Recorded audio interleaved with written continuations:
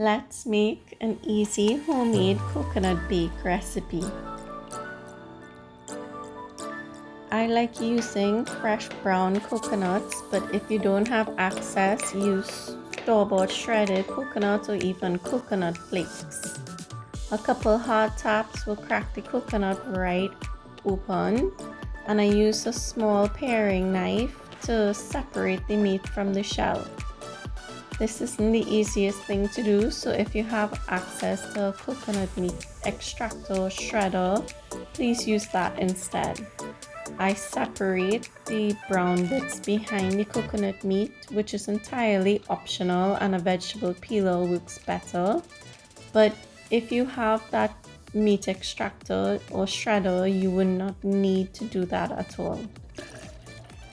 I blend the coconut pieces with some warm water, and warm water is really important because then you don't need to activate the yeast with separate warm water or warm coconut milk or anything like that. Your coconut and coconut milk is in one, and when you add the yeast together, you can just mix and set aside for 15 minutes for it to proof. Now I'm mixing the dry ingredients here: all-purpose flour, sugar, some salt, and some freshly grated nutmeg.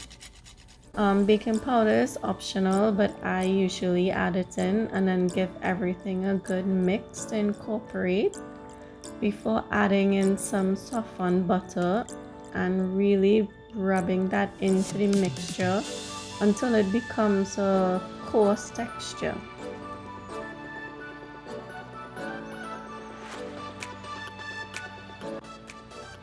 Once everything is mixed together, I make a little well and then pour in the coconut yeast mixture and get it kneading to form a soft, smooth dough.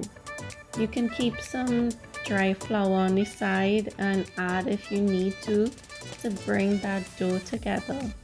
It'll take a couple minutes, but with enough kneading and adding extra flour, you should be able to form that beautiful smooth dough. Cover it for about 30 minutes and leave it to proof. And once the proofing time is over, punch down and then divide it into two. But you can actually divide it into more if you want mini coconut bakes.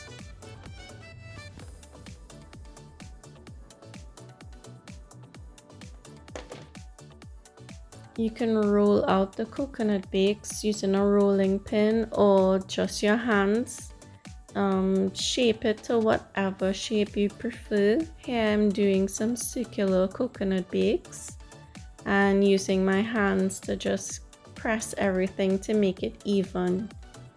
A quarter of an inch in thickness is a perfect thickness for me, but you can do whatever thickness you prefer. You can make it thinner, you can make it thicker, you can make it square. The choice is entirely yours.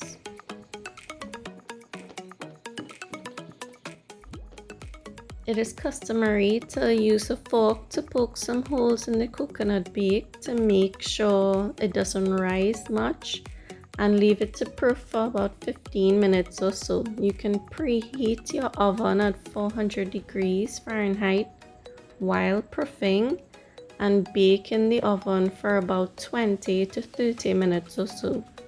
This coconut bake took about 20 minutes, and I'm brushing it with some melted butter as it just came out of the oven.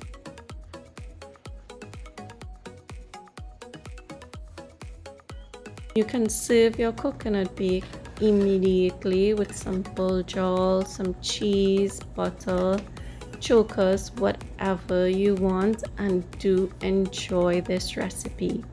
For more recipes like this, be sure to check out WeTriniFood.com. You'll also find Trinidad hop spread, roti, and a couple other recipes that you may want to try as well. I hope you like this recipe, and please subscribe for more.